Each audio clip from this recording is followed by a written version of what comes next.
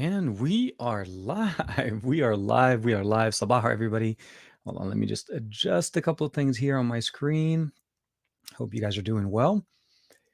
It is Saturday morning with tech. It is October 16, 2021. It is literally the middle of the month, the middle of Techtober. And I would probably say never so disappointing. I mean, I'm not going to say disappointing, but never so less disappointing. October always kind of delivers. Techtober is kind of a little bit started in October, and we're kind of going through it a little bit more. Next week seems to be a very, very busy week, specifically for Samsung devices. Samsung Unpacked, the Google Pixel event that's going to be happening on the 19th, and of course, Apple having their own event on the 18th. So between Apple, Google, and then Samsung, we have a lot of announcements and a lot of devices are going to be. We kind of know a little bit what's going to be happening, right? We know obviously Pixel 6 Pro is going to be announced next week. That was part of the announcement, and the overall. Sorry about that. What we got from Google, actually, we know they set the date. They showed us the leaks. We know what the devices are going to look like. We know what the cameras are going to look like. We know how the colors are going to be. I mean, a lot of things are already leaked. Good morning, Sabah Majid. Hope you're doing well. Adelisa's in there. Pixel 6 Pro discussion. Absolutely. Absolutely. We're going to talk a lot of good things about next week. But what it kind of put me to, when I was starting to think about this morning's show, or how do I kind of like put it together in as far as a conversation, at the end of the day, there's a lot of conversations that go around. Android versus Apple, or so iOS versus Android, Apple versus Google, Samsung versus Apple versus Google. There's a lot of things going on when it comes down to devices and smartphones and features and which one is better. This ultimate goal of the ultimate device does not exist really.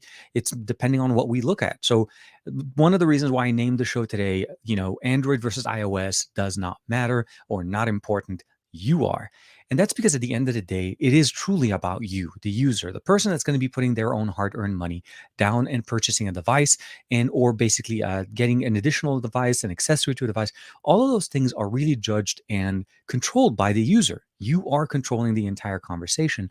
And having people argue and debate the iOS versus Android conversation, I feel like is almost an incomplete conversation when the end user is not part of that conversation. It's always two people that are not part of the conversation. So I wanted to open up the conversation, and I want to talk to you guys specifically, obviously for the people that are going to hang out with us today with the live stream. I do want to say good morning. Greg is in the chat in there. Pixel King is in there as well. Joe, hey, glad you were able to make it, bro.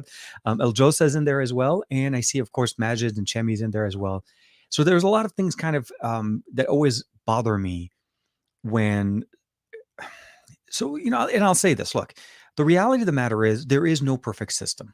It just isn't. Doesn't matter if it's Apple. It doesn't matter if it's Google, Android, iOS, Samsung, whatever you want to insert device manufacturer.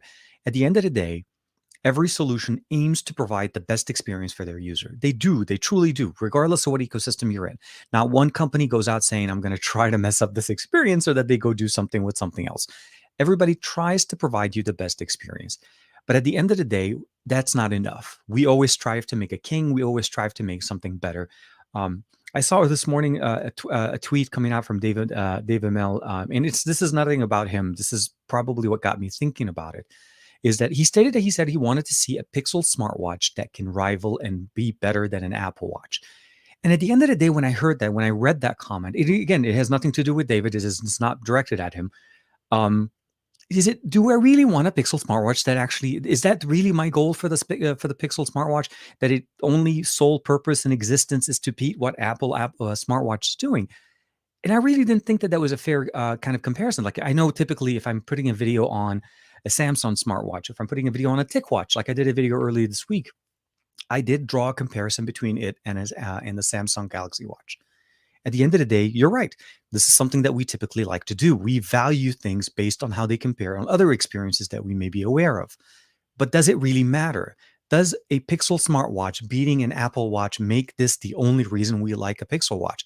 I don't think so. I think the experience that you get out of a Pixel Watch should be inclusive, and it should be a fulfilling experience that you can use. If you're an Android user, and this is just a statement, again, this is specifically directed as to the Apple Watch versus Pixel Watch conversation, whenever that may happen. Do you really want a Pixel Watch to mimic the Apple Watch? No. Do you want it to be better than an Apple Watch? Well, to a certain extent, you want to make sure you have the right level of features. But the fact of the matter is, the Apple Watch will never work on anything other than and iOS devices. So the question would be, if you're an Android user, why would you even be considering an Apple Watch? Why do you want the watch that you're getting to beat something on an ecosystem that you can't even use on your system? If you follow where I'm going with, it kind of makes me wonder, like, why do we draw these lines? Why do we say that I want my Android phone XYZ to beat this iOS phone, whatever? Because at the end of the day, what we're looking at is this, right? When somebody goes into the store to buy a phone, they're not going in there thinking, "Can you show me all of the differences between these two and which one is better and which one takes better pictures and whatever?" At the end of the day, you have none of that background information in the store. The retail store does not show you any of this information. They have a small, short list of specifically tailored specs that is outlined there, and of course, depending on the configuration of the booth and all of that, you're getting that type of experience. What I guess what I'm trying to say is that one tweet from David kind of made me think we are arbitrarily arguing something that basically has no, like I said, like an Apple Watch and a Pixel Watch should never really be competing with each other. They're two separate ecosystems. If you're an Android user, you're pretty much going to go for the Pixel Watch if that's the one that you're thinking about. You're never going to be considering switching, selling your phone, selling all your accessories, selling your whatever existing options that you have, and then switching over to the iOS system. Buy everything again. That's a massive purchase just to get the Apple Watch. So this is something you want to keep in mind. So, anyways, it's one of those things that kind of got me like, is it truly something that we should be discussing? Is it truly something that needs to be kind of put out there saying, I want it to beat the Apple Watch? I think what you're looking for is you want it to do the best experience that's possible. You want it to have similar features and maybe a little bit more, but not necessarily in a beating manner. There's a lot of things. I mean, so just for full disclosure, I've been running videos on smartwatches for quite some time, for years even. I've reviewed Apple watches, Android watches. I've even reviewed Tizen smartwatches, and I've also reviewed watches that run proprietary OSs like an RTOS, kind of like the ones we got from Mobvoi, OnePlus. And so the main thing that I always look for isn't the fact that is this better than XYZ? Is it inclusive? Is it, and of course, Huawei watch ecosystem. Um, does it provide me the experience that I'm looking for? Does it make a good experience for you if you decide to pick it? And that's really the way I always approach tech. Uh, there's conversations that go around where you should make a video that goes specifically towards a direction. You should lead the consumer to a specific answer, and I don't feel like that's the right answer. I feel like that's a little bit misleading to a certain point, because what you end up doing is you're creating this trip or this experience that may exclude some factors for the user when they're watching it that may be valuable for them. That's something that they may consider that is valuable for them. I'm not trying to be, soapboxy and all of that TK type of thing today. Just like at the end of the day, realistically, iOS exists. People that like iPhones are going to love iPhones. Realistically, a person that's embedded into the iPhone ecosystem will less likely change over to an Android ecosystem just because I made a video saying that Android is better. And if conversely, it's the other way around. People don't jump on Android from Android to iOS because iOS is better. It's truly something that has to be a major change. It's a major decision conversation that happens at the beginning when you first, I would say, maybe introduced to the smartphone experience. So it's one of those things I always worry about. Like, do we mislead ourselves, or do we pre-build this destination that we really shouldn't be really going down with? Get the stuff that works for you. Get the things that work for you the best. I think I was talking to somebody earlier this morning about, experiencing between tablet ecosystem for Android and Chrome OS. And realistically, you need to get what works for you. Chrome OS has a lot of features, has a lot of benefits into it. It has some touch interfaces. It works on mobile devices. There's tablet slash, laptop experiences going on there.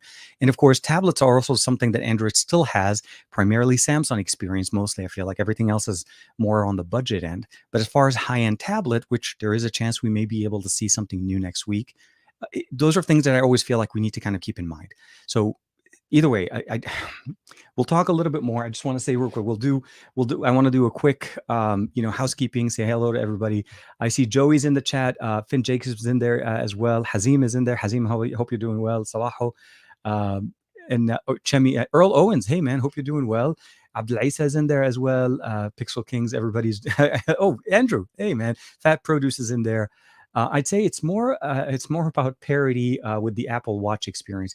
So I agree with you there. I think it's a parody, but I think it's not a good, like, it's a, I'm not gonna say clickbaity. The word clickbaity is a weird clickbaity. I was like, for the sake of saying it. Um, it is about parallel, and that's what I said. It's mirror the feature, mirror the functionalities that people have. But I'm just saying seriously though, for something that the Apple Watch, maybe can the Apple Watch can do with the digital crown, right? Not one person decided not to buy a watch because it didn't have a digital crown. That's not the decision that we're really making there. Um, the fact that Apple or iOS devices have a massive notch, or built-in notch in the beginning at the top of their display. I don't find many Android users kind of, oh my god, I want that type of notch experience. The teardrop and the punch hole camera is not doing it for me. These are things that I think we really don't value as much. Parity in the features, I think that's going to always be the situation. The ability of interacting with our devices, the ability of having a smooth UI, ability of having, obviously enough RAM and storage capability for the Swatch to actually be functional, and of course the ability for it to actually last us a decent amount of time. I think those are the things that we value. But I don't think we should, at the end of the day, make a statement saying, I want this to be that, and that's the only reason why I want this. It's like, no, you should make your decision based on what you need and what this watch can do for you. Don't base it on what another watch can do. Because if you're not willing to switch over to Apple, you're not willing to sell everything you have. And same conversely from the other way around. If you're in the Apple ecosystem and you're wanting to go over to Android, are you really going to get rid of everything that made your life, I'm going to say inclusive in that experience, the walled garden of iOS, or maybe Samsung's, ecosystem?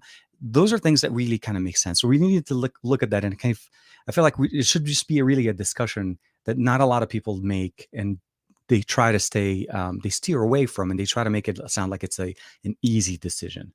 Um, I see just got the Pixel. Yeah, so Greg just got the Pixel Buds A series. There's rumors, obviously, that we're going to be possibly hearing about what's it called, the brand new AirPod Pros. I guess the new second generation AirPod Pros, which, by the way, were supposed to come out of the iPhone launch event, but for some reason got delayed. Long story short, AirPods are veered to be some of the standard, or basically the gold standard of earbuds. But again, they're intended to be more used functionally on an iOS device, although they work as a standard Bluetooth headset on Android. And I've tried using them in the past. It's something that you have to kind of really appreciate. I love I love this. Earl's jumping in with the Android for life.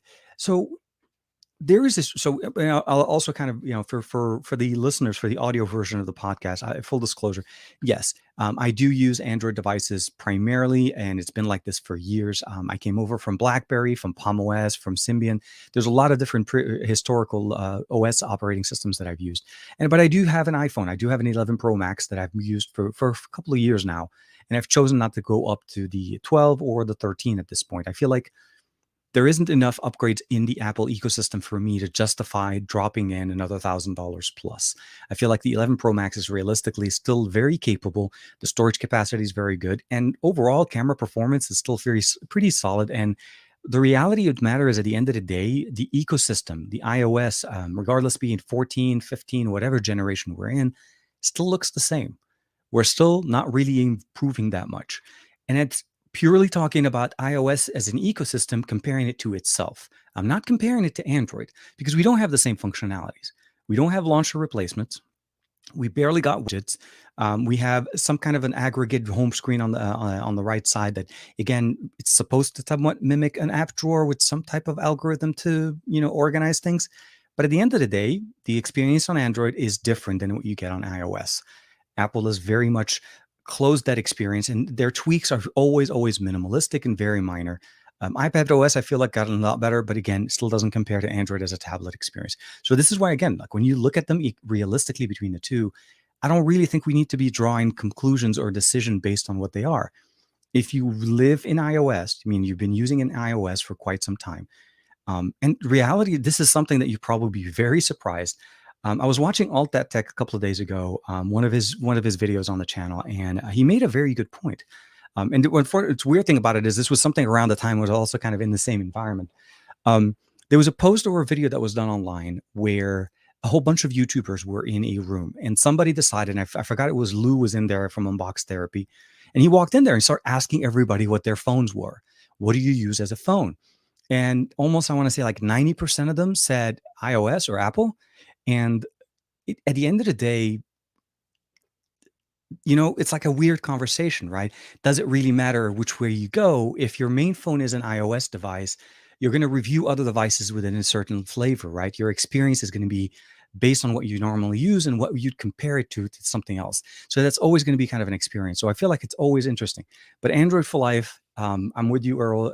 I'm, like I said, for me, any version of Android that I pick up, I feel at home. I feel at home because at its core, it is Android. It is based on AOSP Android. Certain functionalities, regardless of what skin is on top of it, are still there. If we want to go beyond what we have on the box and we want to, let's say, root and mod and do different things, certain devices still allow me to do that. Again, it's the functionalities that I like about that. Apple has done a very decent job providing us an experience that is very inclusive and very, I would say, protected to a certain point. But there are obviously ways of rooting or jailbreaking, as they like to call it there. So it's not totally limited. It is something that's still capable. But I feel like it just doesn't provide me the level of experience that I like. And again, it's more of a comfort zone, right? It is absolutely a comfort zone. For me to truly be an iOS user, I would have to solely do a whole bunch of different changes for me to make sense of it. I'm a very heavy Google Assistant user, and I've incorporated a lot of that stuff over the years. So again, it is a very interesting experience. Um, ecosystem, yeah, it's all about you. So yeah, again, Abdelaziz is saying exactly, it's all about the ecosystem you are looking for. And that's when I kind of said that at the beginning with the title. I said iOS versus Android, not important. You are you, the user, who you are, who you want to be, who you want to use, what and who you want to basically spend your hard-earned money on is exactly what matters. If it ends up being Android, it becomes or iOS. At the end of the day, that's a corporate business competition that goes on a daily basis. But really, we make our decision based on what we get out of the product. We don't make it based on company decisions. Right now, we may see competition videos and stuff like that, like people making jabs at each other. Samsung making fun of Apple removing the charger out of their box, and literally putting out commercials talking about that. And then a few months later, Samsung just does the exact same situation and removes the chargers out of their boxes. And again, because ecosystem and so on. At the end of the day, those are things that are happening at that level. That's the corporate level. At the user end level, we now have to buy chargers. Doesn't matter what Samsung and Apple does. Doesn't matter if Apple uses Lightning or does still uses USB-C. The order of what type of charger you're getting in the box and what type of connection you're getting out of that phone really only impacts iOS users, right? It is a little bit weird, actually quite a bit weird, that Apple would release features on their smartphones that require high-speed data transfer, basically generating massive large files that are going to be sitting on their files when they're creating those videos, the new cinematic modes, all of those things. But then they're keeping everybody on USB 2.0. Samsung is not an exclusion here. They did that very same thing with their adaptive fast charging, which was essentially USB 2.0 for the longest time. Then they decided to jump over to USB 3.1, and then they gave us 25, 45 watt charging. It took them some time, but the short answer is Samsung figured it out and we're able to move on. I think Apple needs to ditch the Lightning port and go straight to USB-C and realistically treat their users with the respect that they need. Holding on to an old archaic technology to force everybody buying adapters. The cable quality on those things are one of the worst things on the market. And it is one of the weirdest thing ever. I don't know why Apple does not invest in better cable quality. Like I'd much rather buy Anchor, any kind of other third-party brand reinforced Lightning cables over the ones that come in the box with an iPhone. But what I'm trying to say essentially is it is truly a business level experience. But at the end of the day, we still have to buy those chargers. We'll have to see how that experience kind of goes on. Chemi, I want to watch that does very specific things for me. Control music, being able to use outdoors and great battery life with the basic functions. I don't need NFC or LTE. Again, that description, the core usage of things that Chemi's just mentioned could be found in almost 90% of smartwatches on the market, be it RTOS, Android, Tizen, or iOS or watchOS. Essentially, all of these could function in that sense. And at the end of the day, what ends up being here is that you should just pick up the watch that fits those needs and fits the budget size as well. because I think the biggest equation that we really don't look at, I mean, right now we're looking at watches that are essentially now accepted to be somewhere between the $250 to $500 on average. You can configure your watches on, if you decide to go on Apple watches and so on, you can go really high based on the material that the watch is made. And obviously there's a lot more customizations when it comes to Apple watches. And that's one of really the nice things that they have. I love the fact that even though the shape of the watch is very consistent across all of it, the material, the accessories make it so that you're kind of like are customizing it to your own personal preference. It does cost more, but it is something that you can do. Android doesn't have as much collection there, but I feel like at the end of the day, when I'm getting a watch, like I want a watch that doesn't stand out too much. I can customize the experience to the way I want it. I can change the band, but at the end of the day, I actually like the solid black. It's just more of a personal preference. Maybe a silver one every once in a while. I think I like to have that little option between black or silver, but I don't typically go for the super colorful watches. Blue, I think, is the most I've actually ever gone as far as a special color. But color, well, we'll see. I think I have me missing something here. And yeah, no, Joe's in there. Yeah, I think as well. For most of the people that watch these videos, these comparison videos, they're already coming in with a specific, I want to say a specific view of what this device is, right? There may be Android users, there may be iOS users, and to going in and watching what I'm saying right now, they're going to obviously kind of feel like the other side is not the right side. And it is not true. I feel like both sides can exist and both sides can provide us very good experiences. I think where the challenges start happening is innovation, right? We want to see more innovation done on both ecosystems to start truly see, okay, can I really see myself using this? Most Android watches that you find on the market right now are both Android and iOS compatible. And I find this a little bit to be interesting that you can buy an Android watch, switch over to an iPhone, you're still able to use that watch. But then if you buy an Apple Watch, you can't use it anywhere else. You feel like, you know what I mean? Like they let you in, but they don't let you necessarily go out kind of a conversation. So I feel like it's definitely an interesting approach. You may not get all of the same experiences, but at the end of the day, what I mean is the experience of a smartwatch and what the smartwatch can do for you can exist on both ecosystems. And I feel like Apple should allow that to be the same for both systems. The Apple Watch should not be solely only driven by what Apple does, because they're building a lot of their functionalities into the watch. It's not really reliant on your iOS device other than for the connectivity. So the fact that they only allow it to work with Apple devices is again purely of that wall that only lets things in but not lets things out. iMessage, same situation. The ability of obviously FaceTime finally became available on other ecosystem purely through the browser. So they didn't even bring it, but they opened it up to browser extensions. Things like that. They're always going to be kind of an interesting approach. I see. I knew somebody was going to throw in the Sony watch. I'm with you. Don't get me wrong. I would love to see Sony's take on a watch. I think Sony is going to be having a nice little event, and I think in a couple of weeks. And we know it's an Xperia event. Juan Carlos and I talked about it on Thursday. It was very much first, I'll say this: it was out of left field. I wouldn't be too Xperia.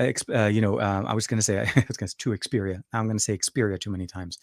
I wouldn't be too surprised if this is, again, either an Ultra or basically a new version of the Xperia Pro. Now, keep in mind that the Xperia Pro that we have around now, I think the one that Juan was showing and the one I played around earlier this year, that was announced last year at the same time as the Xperia 1 Mark II. It wasn't received or launched till the end of 2020, beginning of, I think it was like 2021 beginning.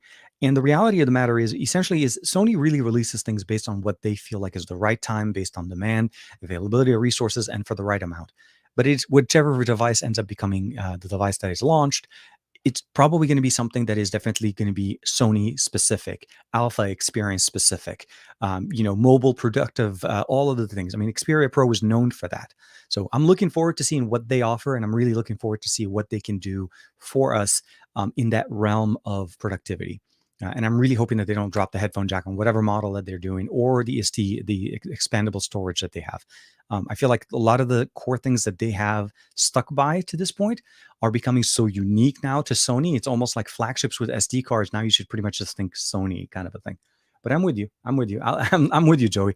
I feel like an Xperia smartwatch would do well. David Lance is saying, he's saying, hello, how are you doing? I take it you're talking about smartwatches.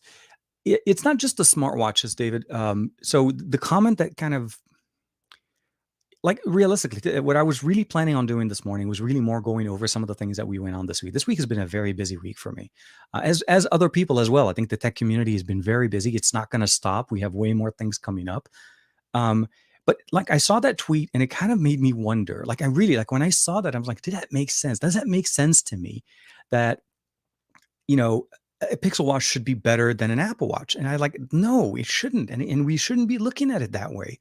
It's not the right way to approach an assessment. If I was to assess the benefit, the pros and cons of a specific smartwatch, my first thing is never going to be, it's not that. That is not going to be this. It's never going to be, this is not this watch. You know what I mean? That only time that statement comes out is if you are an Apple Watch user and you're comparing that and trying to say that I want a smartwatch that beats my existing smartwatch, and that's the one watch I want. You should have said it that way, as opposed to making it sound like it's an ecosystem thing. There is a precedence. That's what I was trying to see. So when I saw that tweet, it kind of like triggered something in my mind, and I felt like this is something that we need to talk about as a community. We know we use and we know people that use iOS devices. Like I said, I have the 11 Pro Max. To me, when I look at the ecosystems of both smartwatches, both Apple and Android smartwatches, or even Tizen smartwatches, I always judge them based on what they can do and what they are missing. Not by comparing them to others, but because the standard now across the board is this. And this is the thing that you're comparing to. You're not comparing it to a specific set of hardware. I'm not saying that, this device is better than this device, which, by the way, I will talk to you guys a little bit about the fact that in 2021, we still have flip phones. TCL just sent me this one a couple of days ago, and I'm really, really stoked about that. Actually, I do want to talk about TCL a little bit as well. But yes, no, it is smartwatches. It is something to keep in mind. Um, it's something that I feel like at the end of the day, it can also translate over to smartphones. The way you look at your smartphone, the way that you value your smartphone shouldn't be because it's not an iPhone. And what I mean by this, obviously, an Android device, and vice versa. Your iPhone should never be measured at the value of an iPhone should never be measured based on what it isn't, or how much better it is of what an Android day. Because at the end of the day, when you're using that phone, and I promise you this, anybody and everybody that's in this chat can definitely attest to this. You may have purchased a phone at the beginning of the conversation thinking, oh, well, this device is better than this device. But when you start using it on a daily basis, that literally falls to the side. That's not what's driving you to use this phone, to pick it up, to check your notifications, respond to messages, emails, text messages, all of the things that you do on your smartphone. Because you need it and the phone can do it for you. That's really what it is. So judge it for what it can, judge it for what you were promised, and stop comparing it to other phones.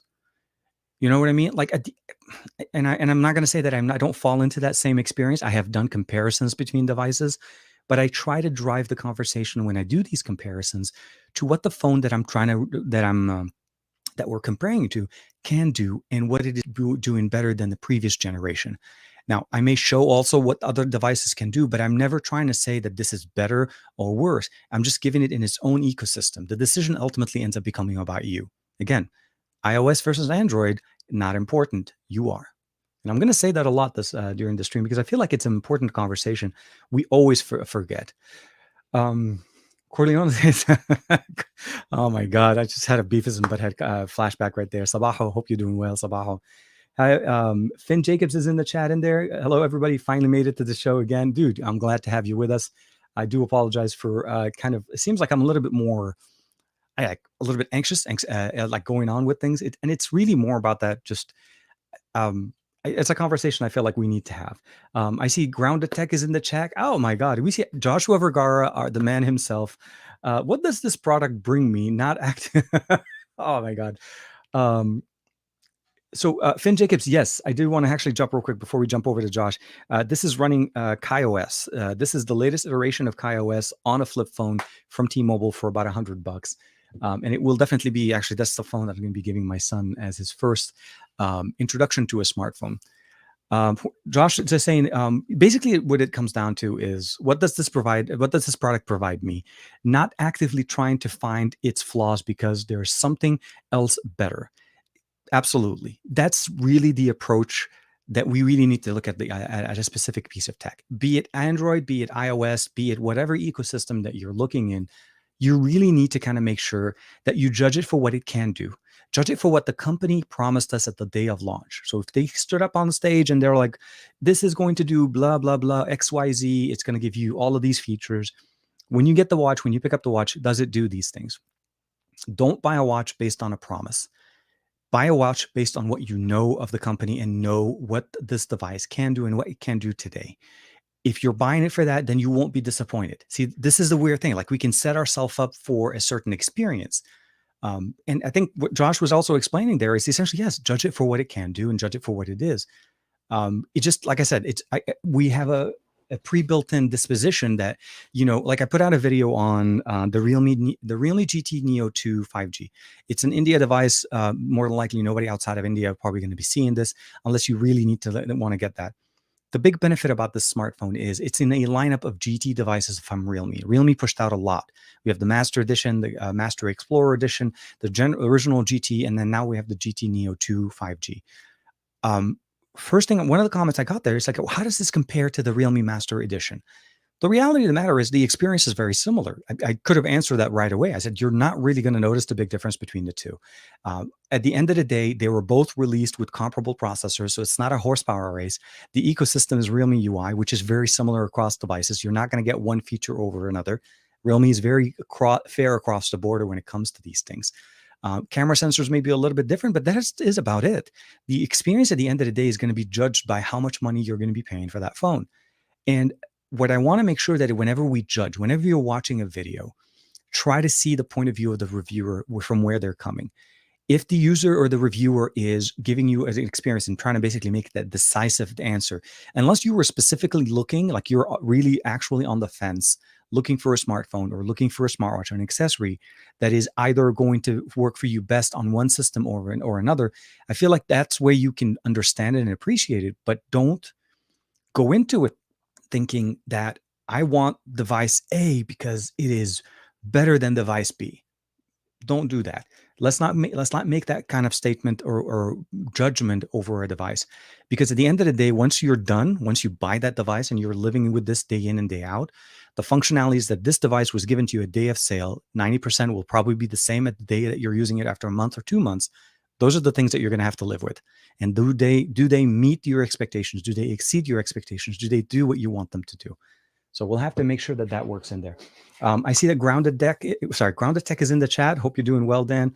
And hopefully Loki, hopefully your bud that was watching Loki with you is definitely enjoying it. Oh, absolutely. Bradley, I totally forgot about Amazfit's ecosystem. So Amazfit GTR 3 Pro looks like a great smartwatch. Hope third-party support comes soon. Amazfit has had, because I know it's like repeating like RTOS, Android, Apple, all of it, insert all of the ecosystem. Amazfit's been doing a decent, very, very good job. Sorry, I didn't mean to say decent. I meant a very good job at improving their ecosystem, bringing in a lot of functionalities into their, and of course we have other smartwatches on the market. I'm a big fan of Amazfit. I've worked with their devices very, very nicely, and I actually use one of their smart scales. Their smartwatches are very nice. Their smart ecosystem is actually very good. So the GTR series, GTR 3 Pro, I think just literally got dropped. Very happy with them. But again, the fact of the matter is that smartwatch or that ecosystem works on both Android and iOS. So these are the things I think really a lot of us need to kind of consider when we're looking at a smartwatch. I think you need a smartwatch or an ecosystem that is compatible with more systems than just one, so that in case you do want to change your device, let's say you do want to pair the smartwatch to a work phone or a personal phone or something to that effect, you're never going to have that frustration of saying, I just spent all my money on my smartwatch. All I wanted to do was switch my phone. Now I'm having to switch everything with it. You never want to be in that position. I like yeah, absolutely. Dan, Grounded Text, pretty much. Yeah, I like your approach to things, Joshua Vergara. Absolutely. I think this is the way we look at it and the way we make sure that things kind of work out.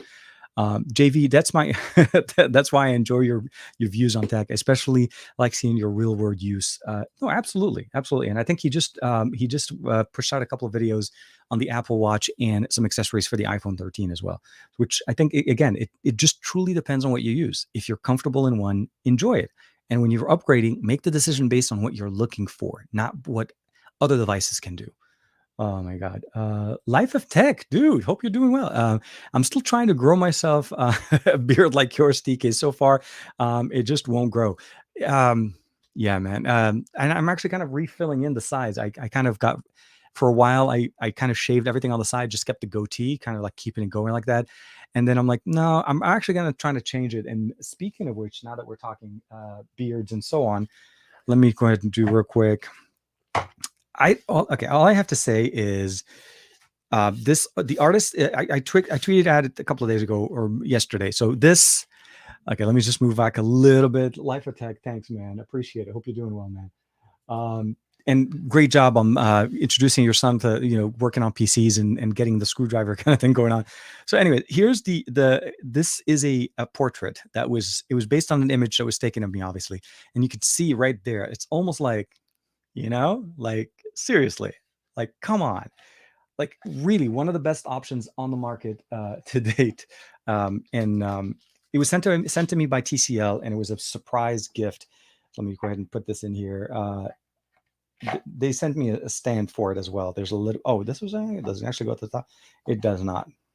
Okay, so this doesn't fit. I do need to work on it a little bit, but it looks amazing. It looks absolutely crazy amazing. And I reached out to the artist and see if I can actually get the PNG or the file, the soft file of this to be able to use it a little bit more. Juan Carlos got one as well, and it just looks great. I got a bag with it as well. And the surprise part of it, which was really, really nice, was the fact they also included the Alcatel. This is the Go Flip 4. So let me see if I can get this to do the right level of focusing. Come on. No. Okay, here we are. Okay, so let's do it now. No. Okay, Sony doesn't want to focus on me today. I don't know why. I do not know why. We're not doing this. Okay, so it's an Alcatel Go Flip 4. It's the latest version of their Go Flip series. Last year, I had a chance to play around with the Go Flip 3. It runs KaiOS. Same thing on both old generation, new generation.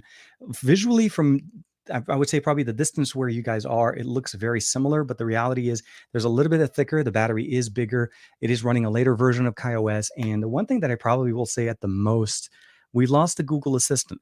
It's not in there. And I'm hoping it does come back as a later version of an update. We still have Google services. We have YouTube, we have Maps, we still have Google Search. But the ability of launching the assistant, like the way we had it with the Go Flip 3, unfortunately is not there. But we'll see how that goes. Life of Tech, Roger, glad you can join us as well. Big fan of Roger. If you guys haven't had a chance to check him out, please make sure to check out Life of Tech. Does some amazing work. I did not cards on the table. I don't think I've done enough work. Dude, Josh is popular with a lot of different companies, of course, and it was something that they actually they kind of reached out on their own. This was not something, unfortunately, that I actually kind of connected with them directly. So I'm again very very grateful for them to select me as part of their team. Again, very nice. I'm a big fan of their devices. As you could probably know, here's the TCL 20 Pro. This is the latest edition that they put out. A very well-priced smartphone for the features that we got. A lot of nice improvements over last year's 10 Pro. Oh, and one of the other things, I didn't get a chance to show too much of them. So hold on, here it is. I don't know if I can. This is more than likely not going to show up. So here. Okay, so they also included a lot of little tiny stickers for the same thing with just basically a cutout of the head, so we can actually tag all of our stuff. So we're probably going to be seeing a lot of these going around all of my gadgets, cases and devices and so on. But yeah, TK, very rare to see flip phone these days. Dominic, dude, my son. Well, okay, I take that back. Maybe a few weeks ago, when I first reached out, my wife was asking me, "It's like, really? They still make flip phones?" I still actually, so I'll say this: Kyocera still makes some of the best ruggedized smartphones on the market. I put out a video on their latest one that runs on Verizon's network. And of course, TCL does the same thing. They make tablets, they make smartphones, they make flip phones. They obviously put out a couple of concepts as far as rollable devices. So they're really kind of, and of course, they make TVs. That's 90% of what most people know them as, if they haven't heard of their smartphone division. But Alcatel is one of their sub brands. Think of it as essentially a TCL, but like more of a smartphone brand that they've carried for some time. So this is an Alcatel Go Flip 4. It's owned by TCL, but the main benefit of what we get now is the ability of having a smartphone that is basically feeding the core experience with some smart functionalities. KaiOS is amazing that way. It takes over. Not only does it give us the experience of a standard smartphone with the not smartphone, the flip phone with the touchpad and the T9 texting. We have obviously cameras on this. We have the ability of downloading applications, the ability of using a headphone jack for listening to music off of it, adding an SD card to this. Built-in speakerphone, all of the things that we know of a flip phone. And for that person that's looking for that experience, this is really a decent experience to start with. $100 on T-Mobile, no 5G, so just 4G LTE for the connectivity, and you get all of the things that you want. And we get to basically do the thing that we just normally never do, and that's the ability of putting a phone like this. You know what I mean? Putting your finger and holding it and talking. So definitely looking forward. So there's going to be a new video on this hopefully next week. I want to spend about 5 to 6 days with this a little bit before I put out my review. My son is counting the days and the minutes. Every time he sees me, he's like, TK, he said, Baba, did you finish the video? I said, on what? He said, did you finish the video on the phone? When can I have it? So I answered him very nicely. And I said, I got to use it. I got to live with it for a little bit. Other big thing. Finally, USB-C on the Go Flip 4, not micro USB. So across the border now, we're sticking with USB-C, which definitely is for the win. Russ, yeah, no. So Alcatel is a sub brand of TCL. It's always been, at least in my experience, for the last maybe 3 or 4 years, I've always been introduced to them. Actually, speaking of which, while back, T-Mobile put out, this was like a few years ago in the Alcatel, not this Go Flip, I think I want to say the original version. I remember seeing it on T-Mobile, and I was very happy to see that T-Mobile was releasing it. And then I reached out to T-Mobile on social media, and I got a message back from Alcatel letting me know. And I think that's how I kind of realized that Alcatel and TCL kind of similar. So yeah, for the most part, I think it works really nice. You know what, Aditya, I forgot to bring my water today. I was running a few minutes late. Speaking of which, so I was watching a video early this morning I think Adam put out. Tech Odyssey, I'm sure you guys know Adam from Tech Odyssey. And he put out a video on how he creates his thumbnails, the quick and easy thumbnail creation using his, there's a video there. I'm not going to give too much of it. So I tried using the method there because I was trying to do it for my smartphone to try to do the thumbnail for this morning. And I did a decent job, although it was missing a few touches that I typically have in my thumbnail. If you guys recognize the way I have the Saturday morning with tech is something unique to a specific phone. And it typically comes out with Galaxy phones because that's usually the one I use to edit. But I ended up just going back on my PC and I recreated the entire thing using Photoshop because I use it that way. Long story short, I ran out of time. And I did not want to keep postponing a whole bunch, so I'll definitely I will be drinking a big bottle of water today. Actually, hold on a second. Let me see if I can. Maybe I can ask Omar to just bring me a bottle. Let's do that. Yeah. Okay. We'll see how that goes. Yeah, but I'm with you. I think I need to drink some water. But yeah, Russ, it's one of those companies. That you actually have to appreciate. They're very cost efficient, very functional in the sense of what they offer, and they've had a really good relationship with T-Mobile, which I've been with as a consumer for quite some time. So I'm very much exposed to Alcatel and TCL creative content out there. Davin Davis is basically saying, "I'm mobile today, so I just wanted to drop by and say to drop by for the algorithm. Watch it on the replay." Absolutely, Davin. Hope you're doing well. Josh, I like this one. Josh, wink twice if you're using the P6 Pro. Yeah. I think. Yes, hold on. Yes. So, I think Josh just mentioned he uses the iPhone 13 Pro, and I think Josh would. I could be incorrect there. I think the biggest thing I think I saw from Josh this year when he said about the iPhone 13 is he felt like the 13 Pro is not causing him to feel like he needs to go to the 13 Pro Max for the best camera experience. You're still going to get both of those. You're still going to get a great experience on the 13 Pro, and the 13 Pro Max is purely if you really want a bigger display and a bigger battery, because those are basically the only big differences. Optics wise, though, you're pretty much in a good position either way. Aditya. No, he calls me Baba. I think very few people I think most people call me Tarek. And depending on the person I'm talking to, I've had people that I've known for quite some time. They'll know that I go by TK, but they'll call me Tarek anyways, like to day job and stuff like that.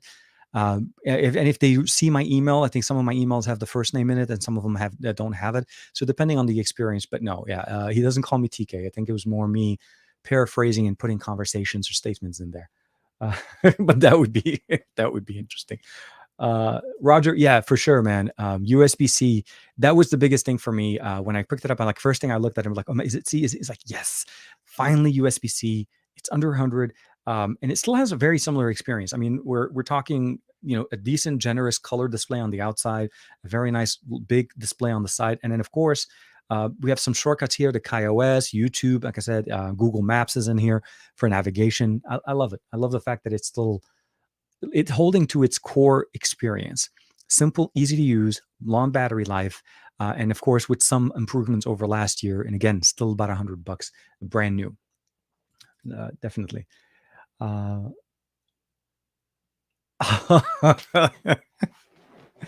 Oh my God, yeah. No, it is truly a sign of the time. Essentially, yeah, depending on what you're watching, and flip phones, I think there's still a use. Honestly, a lot of people that I've talked to over the years have gone based on a certain percentage of usage, right? There are some people that I know that seriously prefer a small form factor phone. And I think this was a couple of years ago. I was talking to, it was during the time when I'm preparing my taxes, and there's a gentleman that I work with, and he just asked me, he's like, do they still make smartphones that are small? Uh, okay, one second. Thank you. Water has been delivered. Thank you. Thanks to my wife, my biggest supporter. Hmm. You know what? It feels better. Water does it right. But yes, no, it's definitely an interesting approach. But I feel like as a good entry phone for my experience, at least the way I started my phone experience, my first smartphone was a Nokia, a 310, like essentially like a solid small candy bar smartphone.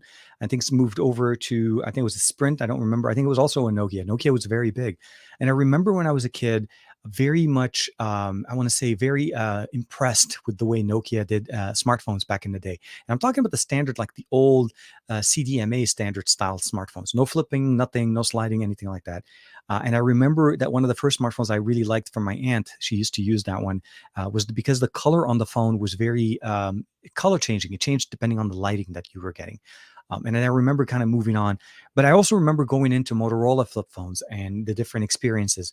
And before going into Android as a full-sized experience on an MDA on T-Mobile running Android, my last one was actually a Motorola flip phone that I was very happy with. The experience was very nice. You got a lot of functionalities out of it. And I think at the end of the day, what made me leave it was mostly just the fact that I felt like the screen wasn't big enough, and I wasn't getting enough of I want to say enough of an experience of using the device outside of just T9. So I was really looking forward to changing. And the keyboard on the first MDA that I got was where the phone was about the same size, but it kind of slid up. So the phone kind of slides up for the screen and the keyboard becomes a little bit bigger. So that caused me to kind of change a little bit in there. Oh my God. When you said Korean dramas, the first thing that jumped into my mind was Squid Games right now. I don't know. It's all over the news. Aditya, did you share my Xperia 1II short on YouTube? It's gotten 400 views. Davin Davis. I didn't. I wanted to see it. I didn't get a chance to catch it. I know you mentioned it to me last time, Davin, but I didn't get a chance to see it. TK, please take a sip of water. You've been talking way too long. Absolutely, man. Do you think that Google would give us a manual control or a pro mode in the new camera software of these, especially with the new ecosystem coming up? So Abdelaziz is asking, is it likely that we're going to get more control or more functionalities from Google cameras? So I think to a certain point, we've moved towards that generationally, one camera system over another. The GN1 that we're looking at right now with the Pixel 6 and 6 Pro, are going to provide us a certain level of experiences. I feel like Pro mode is going to be required. Manually tuning certain experiences are going to be definitely needed. Do I think Google is going to give it to us right out the box? Probably not. More than likely, it'll be more of an update down the road. We have the ability of setting the exposure and the shadows right now and locking them, but I feel like we really do need a professional, like I would say a Pro mode per se, that gives us all of the functionalities down to the level of ISO, shutter, focus the ability of there, and of course setting everything like the shadows and so on. We'll have to see. We'll have to see. I'll say this. The 19th is what going to be in a couple of days. What today is what Saturday 16th, right? So yeah, we're literally 3 days away, less than 3 days away, because it's going to be around 9 or 10 o'clock in the morning Pacific. More than likely, we're going to see some reviews. There are going to be people talking about it. Team Pixel and so on, we typically are not the first wave. That's going to be more others like The Verge and all of that other stuff. And I would say this: don't make your decision. Don't make your judgment on the Pixel 6 and 6 Pro till you see the second wave hit, where either Team Pixels and people that are able to pick up the devices themselves are also able to put out videos. And what I mean by this is, again, keep in mind the level of videos that you're going to get the initial wave are going to be launch event videos. They're going to cover a lot of things that you see at the launch event, and they're going to talk about them in a certain aspect. But there is a thing about a device when you live in with it, when you work with it, when you use it a little bit more, that just still does have a little bit more of a personal preference and a personal experience that you can build on. So my hope is that essentially, if we do see that, we don't get that first initial wave where people just jump on and kind of move and then make a decision on day one. And I don't think phones should be decided just purely on day one. It's when you're deciding to pick up the phone and see what other people are seeing with it. Does it evolve? Does it do better? Coming back to a phone after it's received a major update is also very nice. For me, on Monday, I put out a video on here. Let me. I keep unlocking the device, but I keep forgetting to take out, because I have a lot of notifications that kind of just lock up the pay. You know what? That thumbnail looks nice, I have to say. ColorOS 12 running on the Find X3 Pro. To me, that was a big improvement that what I saw there. Like, ColorOS 11 was already great, and Oppo did a really decent job of providing us more functionalities, bringing in some of the Android 12 options. And it's starting to roll out in beta. And I think as time goes on, more devices will get it. And you're going to see more devices, more people reviewing these updates on their devices. So it's always nice. And I think what we're going to see on Tuesday is definitely going to be, let's just say this. I'm pretty sure there's going to be the one thing that nobody's talked about, that there's one thing that just never leaked. In the past, we've seen things with Google where we've kind of known everything and they were just confirming everything for us. I think more than likely on Tuesday, we're going to see some few surprises there. And there was some information, or I think a leak about something called like a Google Pass or a Pixel Pass, where you're able to kind of pick up like a device plus service and so on. It's like a standard monthly fee that you're able to kind of use and get all the benefit of what Google, like it includes like YouTube Premium and so on. I think there was some leaks in there. So, but that could also be something on the side that we'll have to see how that kind of goes. Let me see here. Dinesh. Dinesh is saying, long time for reaching your stream. Loving it from India. Hey man, hope you're doing well. I realize it's pretty late in India. I always feel bad. As a timing, it's always kind of a challenge of where to put the timing of the show. You can put it too early. People are not back, home. I realize I call it the Saturday morning with tech, but depending on the world, part of the world that you're in, it's probably either afternoon, if not evening, if not late evening. And I think in certain parts of Asia, it may be even close to being early morning of Sunday. So I do apologize about that, but I really appreciate you actually hanging out with us, of course. Let me see here. Let me see here. Video. Oh man. Okay. So Russ, dude, I've been fighting for video out or any type of screen mirroring on Pixel devices for the longest time. Android desktop experience so the Android desktop experience exists on Android, but it is not something that Google is pushing. It's not something that Google wants to focus on heavily on. And I'm not trying to put it as a bad experience. I'm looking at it as it's a feature that's existent. And the really like 90% of the time when I get to use it, I use it when I'm using like, OnePlus or Oppo devices, because they support external, display out. LG devices did the same thing. Samsung does that same thing. But Samsung has DeX. I feel like when you have DeX on a phone right now, in the way I say Android desktop is, at least in the current version of it, is it almost makes no sense to try to use it over DeX. DeX still does so much better. But if you don't have DeX and you have it HDMI out or video out, Those are functionalities that you could definitely benefit from. And I really wish Oppo and OnePlus will also focus on this and maybe try to improve it. We had it at one point where EMUI desktop was one of the only alternatives to DeX on Android, but unfortunately now it's running purely on Harmony OS, so it's one of those things you have to kind of keep in mind. And I know Honor is going to provide that experience as far as a desktop experience because they've carried it for so long. So my hope is that the Honor 50, that I think a few videos are starting to come up, are going to cover that. And I actually did reach out to Honor. Hopefully we'll be able to work on that with them here on the channel. More and more, I want to basically focus on what we do here and make sure that both the English and the Arabic channel are getting a lot of the attention that they should and they do deserve. Coincidentally, just a little bit of a kind of a good news, I guess, if I wanted to say, the Arabic channel crossed 50,000, which was a massive, goal for me before the end of the year. So going on strong, a lot of good support there. So for everybody in there and hanging out with us, even here from the Arabic channel, shukran jazilan. Thank you very much, of course. Oh my God, Nextel, yes. Okay, I totally skipped and I totally jumped over Nextel. Nextel was one of the only other devices, the flip devices, especially with the push to talk functionality in there, that I felt like was some of the best experiences. And they did really have some of the best experiences when it came to that push to talk, especially if you're on the network and you used it for work more so than on a personal line, because it really didn't make sense unless all of your friends are Nextel users. That feature makes no sense outside of the ecosystem. So for a work environment, Nextel for me was always nice. Thank you there, Ronald, for that one. Here. Amaldi saying is, Sabaho TK, Sabaho, hope you're doing well. Xiaomi doesn't sell phones directly in the US, maybe because Apple probably would sue them for patent infringement. So there is a big factor there, obviously. Samsung, for the longest time, had the patent infringement saying that Samsung, for the most part, took features from Apple and copied.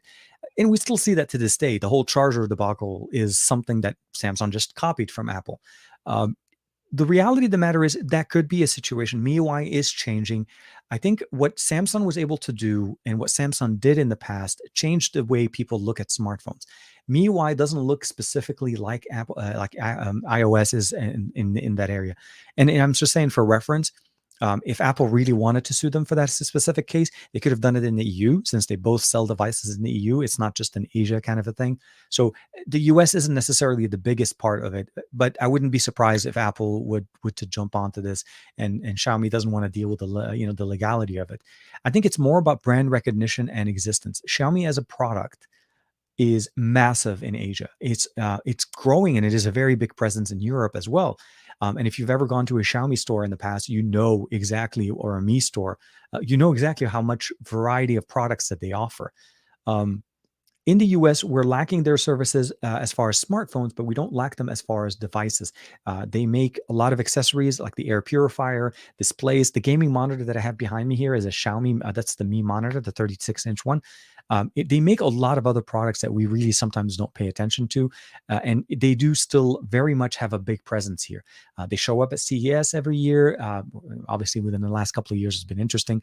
But you know what I mean? The experience is very much they're into everything, and I want them to bring their smartphones. I think Realme, Xiaomi, and Oppo need to come to the US to bring more competition to the marketplace. Right now, we have a very small selective number of devices. Samsung's primarily the main Android one. We have Pixel, we have OnePlus. And then, of course, we have Motorola, which kind of comes in and out depending on the area that you're in. But other than that, really, the ecosystem in Android's land is not very diverse. You can import a phone and you can run through the options of not getting full band support. And I think you also want to keep in mind, of course, I'm sorry, Asus is one of the other ones, but they're not in retail. Asus is mostly online and through their store. So the experiences kind of get tailored based on the retailers that you're working with. So to some people, I honestly don't think they realize there are more brands of smartphones other than what they see in the stores when they go in there. It's like if you go to a Best Buy, a Verizon store, T-Mobile store, that is a very small selection of what options you have to use nowadays. And believe it or not, most devices, if you get them truly unlocked, like I think Xiaomi devices for the most part work quite well in the US on T-Mobile and on AT&T, and I get 4G very nicely. I don't get 5G, but then I don't really feel like 5G is at the level that we really wanted yet. But yes, for sure. I want them to come in. Gabaleta's in there. I remember when Sprint announced the merger and buyout. That was a very interesting approach. What Sprint and T-Mobile's merger was a very interesting merger, because it really wasn't a merger. It was really T-Mobile taking over. And for the most part, most of Sprint functionalities kind of just blended into the T-Mobile ecosystem.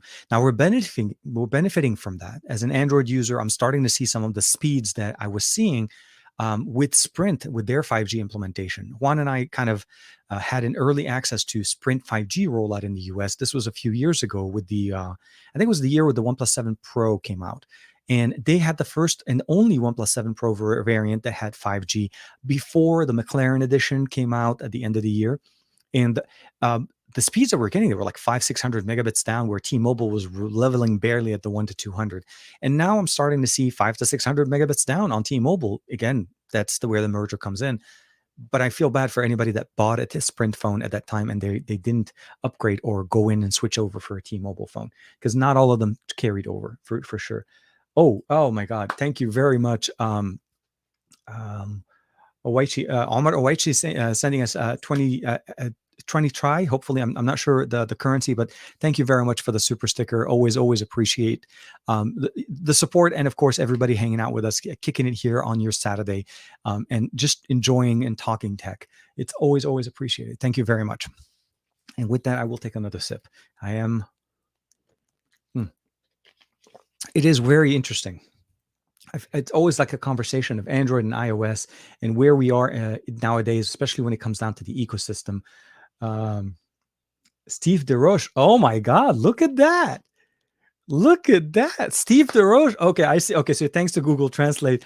Mabruk, Tarek. Mabruk. Congratulations, Tarek. Oh my God. Merci beaucoup, mon ami. Oh my God. Steve, always. Steve DeRoche has always been always fun to have you. I'm glad you were able to hang out with us and come and check it out here. Greg in there. Oh my God.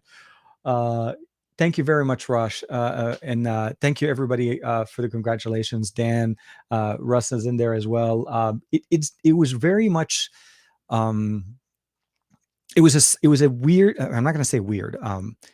It was a decision that I made after talking to another creator in the Middle East. So if you guys don't know who Khalifa Haroun is, basically I love Qatar. If you've seen me chat with him, you've seen me tag his stuff. I always interact with them. There's him, there's Salah, and there's Ahmed. There's a few massive creators in the Middle East that I run it through them every once in a while and so on. And then Khalifa came up to me and he looked at me. He said, "Why have you not started an Arabic channel?" And I looked at him and I seriously had that weird, baffled look. I didn't have an answer. Why did I choose not to make Arabic videos? I won't lie. The fact that I think initially I was intimidated, even though I speak the language, even though that is my mother tongue. It is something that I always felt maybe not as proficient talking in Arabic when it came to tech. I live in the US and I've been here for quite some time. So, literally, I mean, everything that I do is in English. But tech, it was not one of those conversations I had. And when I did have those tech conversations, I typically automatically switch over to English, even if it was with family. So the long story long, it was around the Pixel 3A, sorry, specifically launch event with Google when I was at Google I/O. And I was very happy that he actually threw that idea for me. I created a couple of videos from there, and then from there on, it took off. And it has its own life force, and it's kind of going on. And the Arabic community has been very supportive.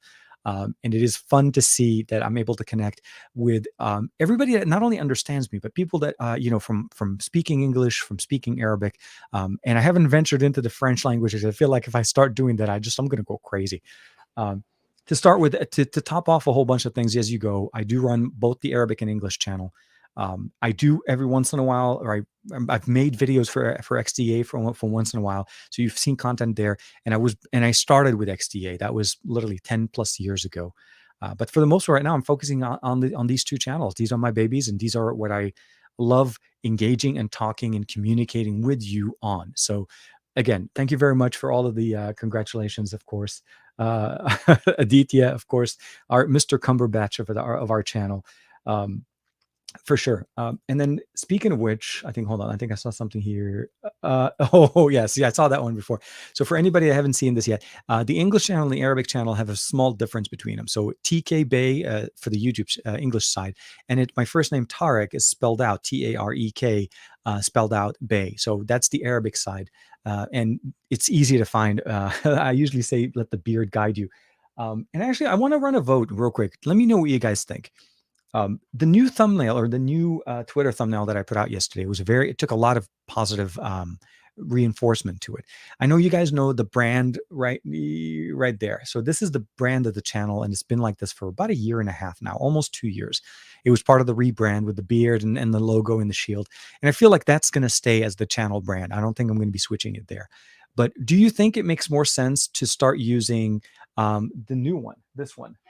In more ecosystems and more areas, I feel like it's more recognizable as a face. Like seriously, like the guy did an amazing job. Seriously, like again, like I looked at this, it made me smile, and I still smile every time I look at it. It just came out of nowhere, right? I didn't know that it was coming. Actually, I'll say that I knew there was a package coming, but I thought it was just the phone, because that was what I asked about a few weeks ago, and I haven't heard back, so I assume maybe things were getting busy. So I was very much happy and very appreciative of what TCL did, and thank you, Aditya, again for sharing that link there. Um, Xiaomi, Redmi, Vivo, and oh yes. So here, the vendor is actually saying is yes, we need Xiaomi, Redmi, Vivo, and Oppo. Vivo, guys, if you have not had a chance to check it out, please, please, please check out Juan Carlos Bagnell's video. He just dropped it yesterday.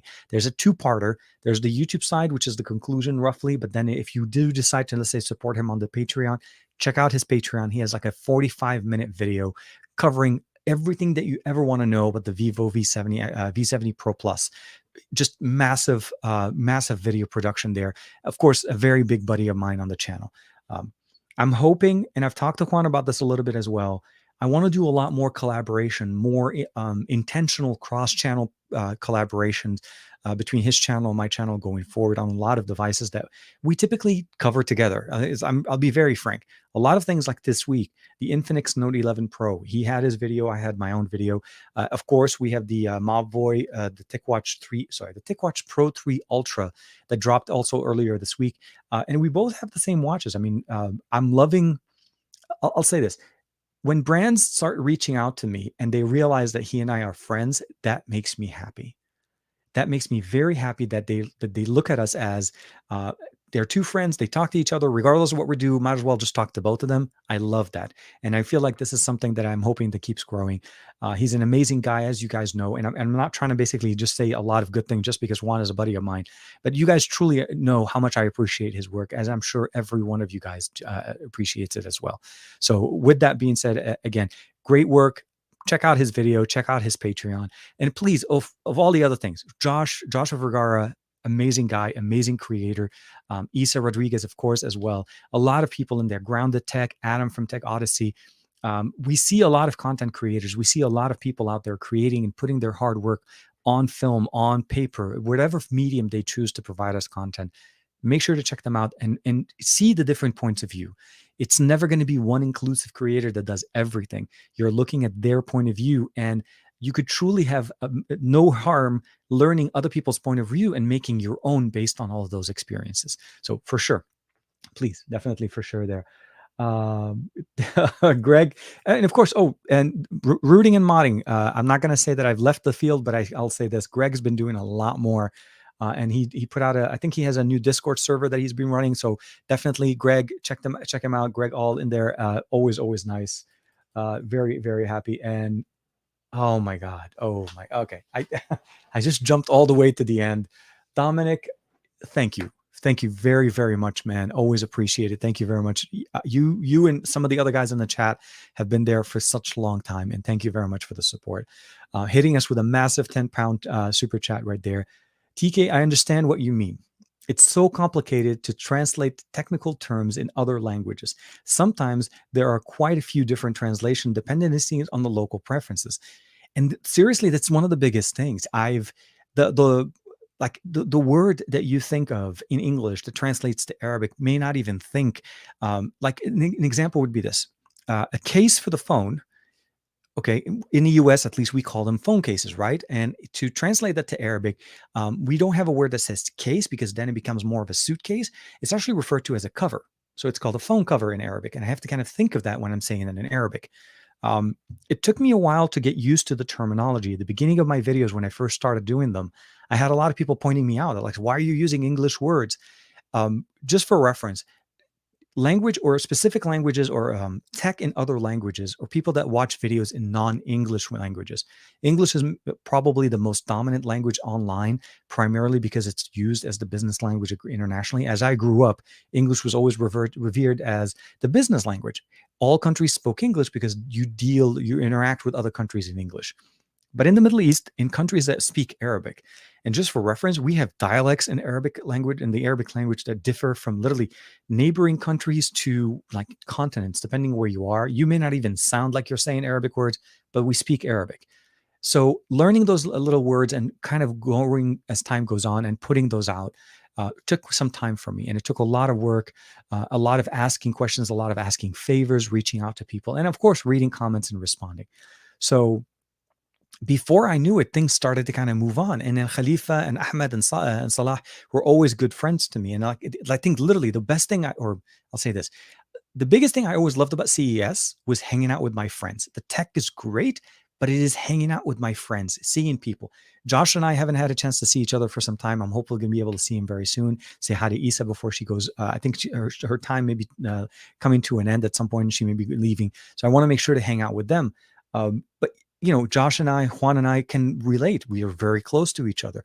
But there are some people, let's say, my buddies from the Middle East that typically only come to the US for major events.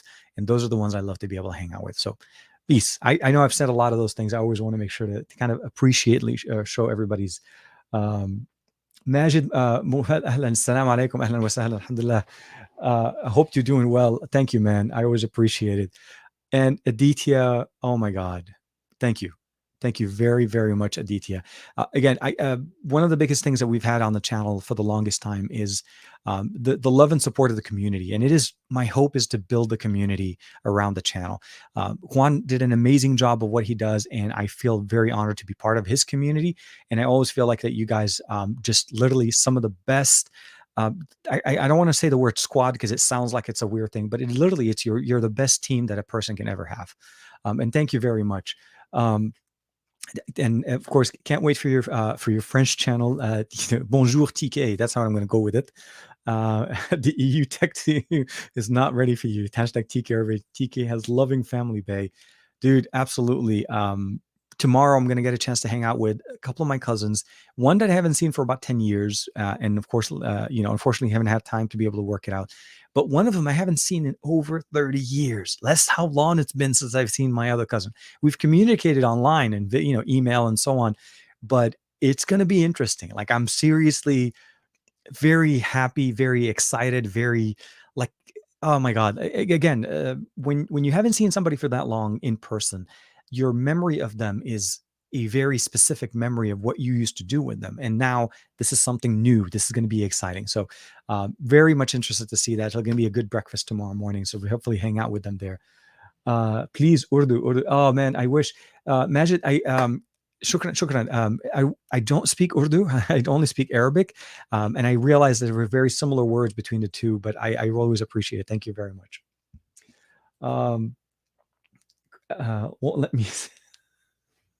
Dude, Greg, no, dude, I appreciate you. Always appreciate it. Greg's been hanging out with us on the channel for quite some time, and he and I chatted quite a bit also. And I hope you're feeling better, man. I really hope you're doing well and feeling better. Steve DeRoche in there. I'm sure I'd be incredibly hard to pierce the French language market. I guess French and Arabic community living abroad is a niche market. Absolutely. French as a tech, French is very hard, even next level. I speak French and I understand it, but I don't live in a French country. So, and my family doesn't speak French to me all the time.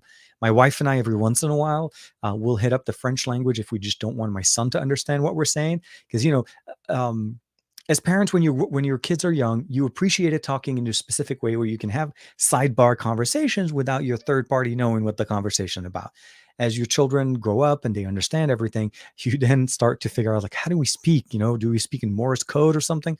But yeah, French is also something that we always like to jump into in there. Um, oh yes, Majid is from Pakistan. Yes, thank you, man. Um, so short answer, yes, French would be a very hard, tough language for me to jump into, specifically because I would need a lot more practice. Again, more on the technical side. But I don't mind watching it, and I do watch a lot of content in French, but mostly comedy. Surprisingly, I love the French humor. It's very, it's sophisticated yet to the point, and when it hits very good. So for me, if you guys have ever watched Cyprien, he's a very I grew up with him, watching his content, his type of humor, slapstick humor, very nice in French. And I ran into him one time at CES and was like literally geeking out, fangirling all over the place. I don't know why I said fangirl, fanboying, same thing. It was a lot of fun, a lot of fun. Always appreciated there. TK will be je ne comprends pas for every video. Yeah, or je ne sais quoi, je ne sais quoi. C'est quoi ça? Je ne sais quoi. Okay, c'est l'écran, c'est le keyboard, c'est tout ça. All of it, I would say je ne sais pas, je ne sais pas. Uh, it is the Arabic the dialects just sound so different, even though I don't speak the language.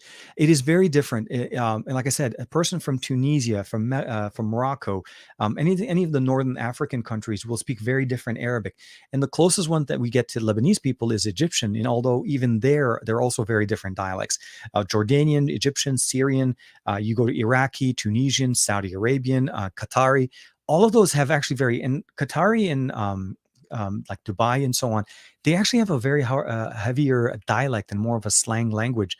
And I mean it's slang meaning more specific to their area, not necessarily the traditional Arabic. Traditional Arabic, or what we call it formal Arabic, is consistent across, and we can speak it to each other very clearly.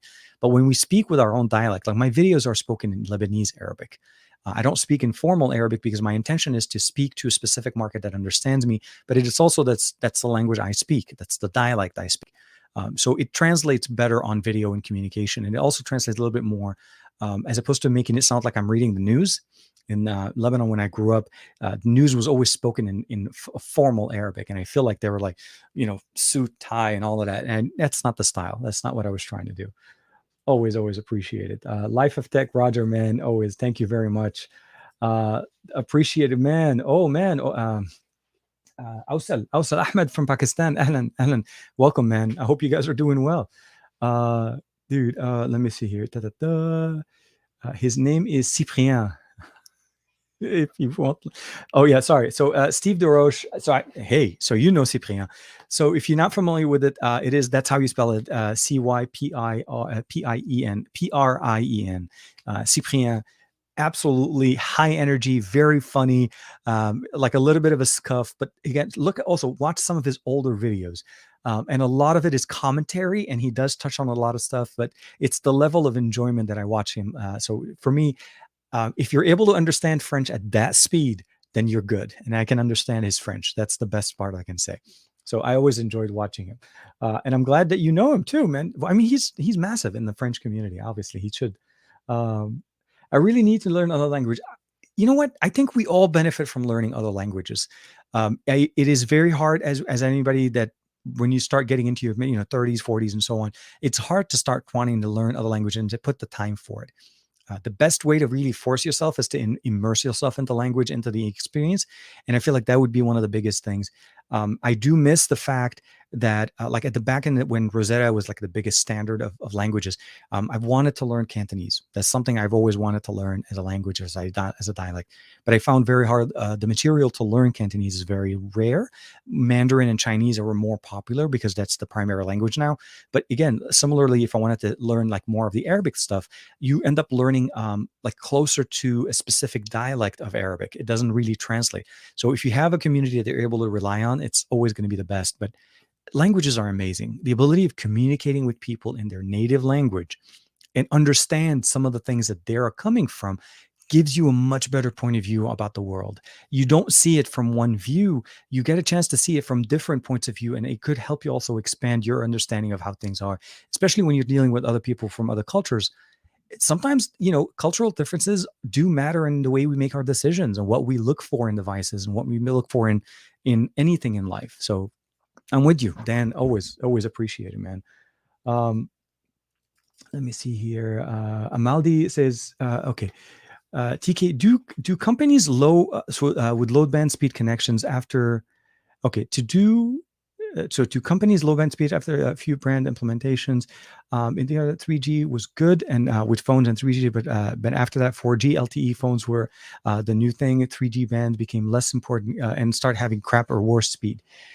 So I think I kind of understand what you mean. I think with implementation with new technologies, do older technologies start or I guess lose the benefit or start having how do I say this? They lose the support and they basically become a little bit slower. When 3G first came out, yes, the biggest thing that I would say 3G was a massive jump. 2G was not even in the realm of what 3G could offer us. 4G doubled that and it went even further. And what ended up happening is, as time goes on, yes, what carriers do, and this is true with most technologies, and it'll continue as a standard going on forward. Carriers have a certain type of technology built into their cell towers. The cell towers that we see on the freeways and so on are comprised of modems. They are basically interchangeable pieces that they are mounted on, and they're considered to be basically either 4G, 3G, 2G, 3G, or 5G. All of those are going to be the type of technologies that are there. I think if I'm not mistaken, AT&T not that long ago finally disabled or turned off 3G connection on all their phones in the US. And I think primarily to force people to upgrade. So if you're holding a phone that's been running on it, more than likely, by the way, it's a phone that is very, very old. But if you did, those are the devices that will probably lose service at some point. What they do essentially is they replace the units, they replace the modems one at a time. When 5G first got rolled out, they took out certain 4G LTE ones and replaced them with 5G because 5G is backwards compatible, but at least you opened up the spectrum, the ability of using certain bandwidths to transmit and receive data. As time goes on and more people change over, you're going to notice less support for older technology, and carriers stop paying attention and upgrading those functionalities. So as time goes on, yes, 90% of the bandwidth, if you think of it as let's say a connection pipe, will go to the faster connection and not as much for the older devices. And it's just based on the fact of supply and demand. They're noticing that 90% of their demand is there. They're shifting it.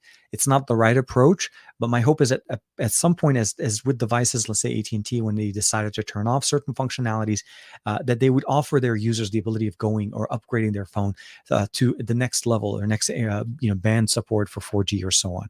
It's not a right approach, and this doesn't really justify it. But it is kind of a certain way, a plan of at least getting everybody to be experiencing similar users or similar experiences without compromising the experience. This happens over like years. This doesn't happen overnight. So the hope is that within a certain amount of time, when you naturally would have upgraded, this would not have been an impact to you. But for somebody that carries or keeps their phone for more than 3 to 4 years, or maybe 5 or 6 years, you may notice some things like that, depending on when you upgrade. But I'm with you there. Of course. Oh, Dominic, dude. Okay, thank you. Thank you very much, Dominic. Always. So Dominic, jumping back with I recommend learning how to read and write Chinese first. The grammar is pretty much the same between Cantonese and Mandarin. Yes, I agree with you on that one. I do notice that my wife can read both sides. Like if I bring something to her, she can translate it and understand what it is. It's the dialect with Cantonese that drives me a little bit confused because of the tonality of the language. Cantonese is a very tonal language. So is Mandarin, by the way. It's just Mandarin is not as, it doesn't have the same range as Cantonese. So it tells you that I've done some homework and trying to understand, or how do I dive into that language. But I definitely agree with you. I think maybe you should start doing the read and write first, as I imagine it wouldn't be as complicated when you take out the tones out of it. Because as you're reading it, it is the way it's written. And then also the context of the sentence has you understand how the meaning of it. So I do need to start looking into that for sure. It's an amazing language, honestly. And believe it or not, as much as English is a business language, I feel like Mandarin is right up there as a language. If you're dealing and you're doing any kind of business internationally, at some point or another, you're going to have to do some type of business with China. And I feel like language is always going to be an amazing thing, and it doesn't hurt to learn other languages. I feel like Chinese is a beautiful language to start with. It has a lot of I don't know how to explain it. Like I said, the tonality of it, the meaning of the same word could mean totally different things based on the tone that you put in there and how you fluctuated your enunciation or pronunciation of it. It drives me crazy. It makes me just practice and want to be even better. Majid, thank you, man. Appreciate it. Always, always nice. Vodafone switched off three. Yeah, so Aditya is the same thing. Vodafone just switched off their 3G here, I'm mildly annoyed. 3G was perfect fine for me. It depends on what you were using, and again, like I said, it it's a way of forcing the system to upgrade, and I feel like they carry it for as long as they can. But at the end of the day, realistically, I think it's they need to communicate better, and especially since they know the users are on the network, it's not like they can't know who's using 3G, who's not. Sending notifications and letting people know this system is going to be turned off. And like for reference, for me on AT&T, they did send out a lot of texts. They let people know that 3G was going to be turned off in enough time for people to be able to either upgrade their devices and so on. But hopefully we have devices that support other bands that will work. It doesn't turn off phone service. I think for the most part, this is mostly on data. But I want to say, I forgot who it was. AT&T did turn off their CDMA. They used to have a long time ago non-transferable. This is back in the day before they did mostly SIM card functionality. They used to have the pre-hard coded, kind of like Verizon, and they did turn that off at some point. And they did also give a lot of people a heads up on that. It depends on where you are. Russ is in there. TK, will the Pixel 6 Pro have a MM Wave? Yes, I want to say yes. I think from what I've seen with some of the leaks, yes, definitely. Millimeter wave for Verizon support is an absolute must. Is it going to be across the border, meaning any Pixel 6 Pro that you pick up, be it from Google or from Verizon, will have that?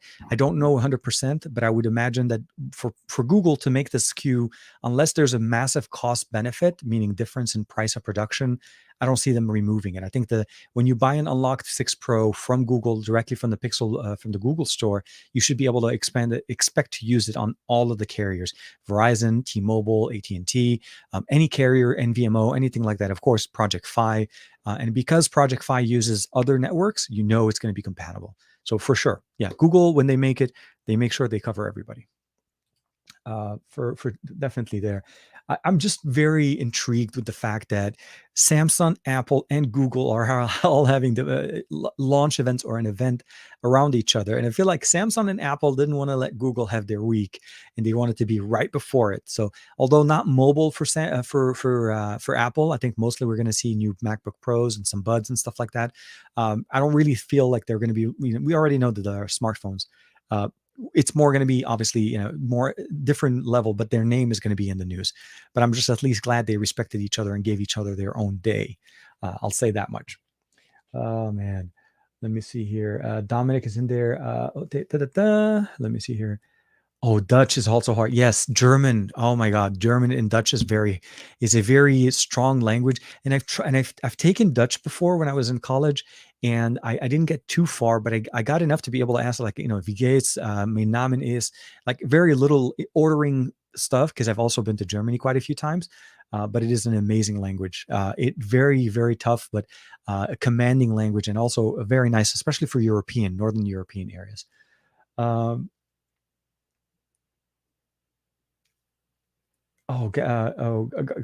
yes. So Majid's saying there's also going to be some really good language translations for especially for Urdu, if you want to be able to learn the Urdu language. So many, so many events, so many devices, and so little money, dude. Definitely. Robin de Veers. I speak. I speak Netherlands.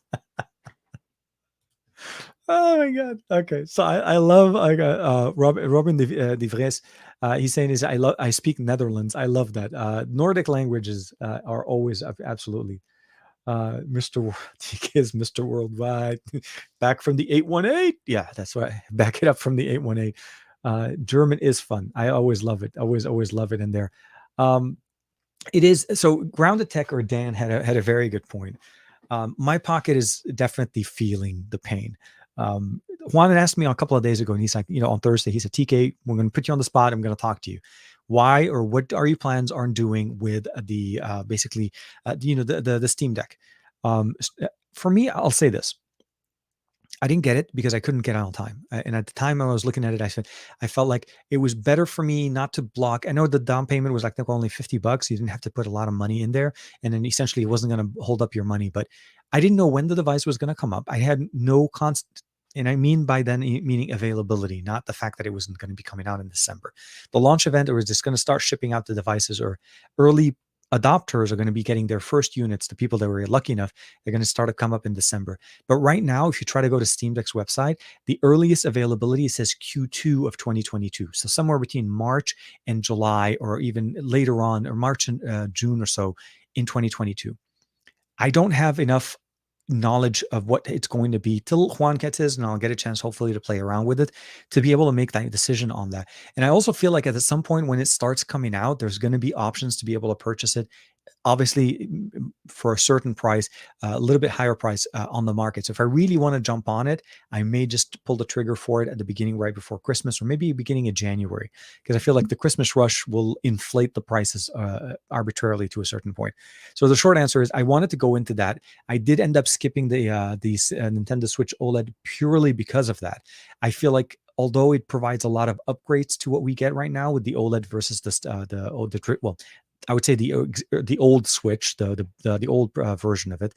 I just didn't feel like it was worth it for me to spend $350 to $500 or $400 when accessories and so on, and not spend that money on the Steam Deck. And I feel like that's better purchase for me for a mobile computing or mobile gaming experience than what the Switch does, because for the most part, my Switch isn't dead and it's still going to get support. It's still going to be able to play a lot of the games. I just feel like that's the better way to spend my money. So we'll have to see. But I'll say that the events that are coming this week, although I'm hoping that the S21 FE was going to come out, a lot of rumors are also coming up around saying that the S21 FE is not going to come out till early next year. So probably launched at the same or around the same time as the S22. So we'll have to see how that comes out. So overall, it's going to be one of those events that I really, I'm interested. I'll see what they offer. Apple's not going to be much of interest to me other than the AirPods Pro, but we'll have to see. On Thursday, if you guys missed the show, Juan and I had a little bit of a competition where we kind of went through and we're like, I have this, and we started to show different things. I made the mistake of trying to go against some sound guy and talk to him about, different devices and different true wireless buds. And he kind of put me in my spot very quickly with the amount of tech he has. True wireless buds. Yeah. Juan wins that one, and he wins it very, very much. Here, Russ is, I think, okay, so TK, Russ is coming back with TK. Will the Pixel 6 Pro have both 5G technologies besides the US release?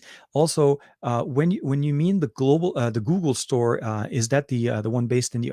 So yes, right now, more than likely, there's going to be availability for Pixel devices in certain specific market. Pixels are not available everywhere. So yes, when I'm referring to the Google Store, I'm referring to the one that will more than likely pop up whenever when I'm going to it, and it is based in the US. So that's where initially it'll start going on sale. They're going to be obviously Project Fi one that's also available from them, and I'm expecting it to be internationally unlocked. It's not probably going to support 5G internationally. That's the difference. The only device that I know to date that does feature that technology, and I don't know where I have it. Oh, let's do this. Is this guy? So the Snapdragon Insider phone is the only Qualcomm phone or Qualcomm powered phone on the market that has all bands unlocked. 5G, all of the supported bands across the world. So if I want to have 5G in Europe, in Asia, in the US, this is going to support them. Most other devices are region specific. So Pixel are going to be very much in that aspect. If you pick it up in the US, it's intended to work with 5G US bands. You'll probably get 4G LTE very nicely across the world, but it is something to keep in mind. Yes. Surface Duo. Okay, so the Surface Duo 2 should start getting to people soon. So that's also going to be a lot of content being pushed out there. Juan has his pre-ordered, should be coming in very soon. So it's going to be that little pull and push and pull there a little bit there. And I'm not going to lie, I am actually keeping my eye out on the Xperia event the week after, mostly because I feel like if this is truly going to be the next generation of Pro, I'm hoping the same typical things that we usually see from devices whenever they come up in second generation. The price gets a little bit better. We get some more functionalities. I'm hoping that if anything we learned is all of the benefits of everything released from Sony before comes up and goes into this device, especially when it comes down to tech. So even if it is a Pro 2, whatever the version of it's going to be, whatever I want is I want them to basically make it better and give us that experience, and hopefully the price gets a little bit better as well. So we'll see.